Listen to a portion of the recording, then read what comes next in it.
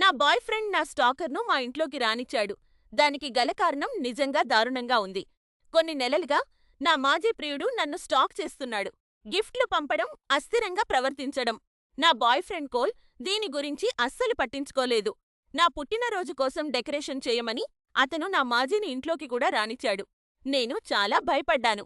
చివరకు అతనిని ఎదుర్కోవడానికి సహాయపడమని నా భయంకరమైన అన్నయ్యను తీసుకువచ్చాను. అప్పుడు అసలు నిజం బయటపడింది. కోల్ కేవలం ఆ సమస్యను విస్మరించలేదు. అతను నా స్టాకర్నే స్టాక్ చేస్తున్నాడు. నా మాజీ ప్రియుడిని ఫాలో అవ్వడానికి అతను చాలా ఫేక్ అకౌంట్స్ క్రియేట్ చేశాడు. నా మాజీ నా గురించి ఎప్పుడు పోస్ట్ చేసినా కోల్ ఆ అకౌంట్స్ ద్వారా అతన్ని మరింత ప్రోత్సహించేవాడు. నన్ను వెంటాడమని అతను నా స్టాకర్కు నేరుగా చెప్పాడు. ఎందుకు? అతనికి అబద్ధపు ఆశలు ఇవ్వడానికి, అతన్ని వేధించడానికి. నా మాజీ డబ్బులు వృధా చేసుకోవడం మరియు పదే పదే విఫలమవ్వడం చూడడం కోల్కు చాలా వినోదంగా అనిపించింది. నేను తీవ్రమైన భయంలో బతుకుతుంటే అతను ఆ ప్రేమలేఖలను చదువుతూ చాక్లెట్లను తింటూ ఎంజాయ్ చేసేవాడు.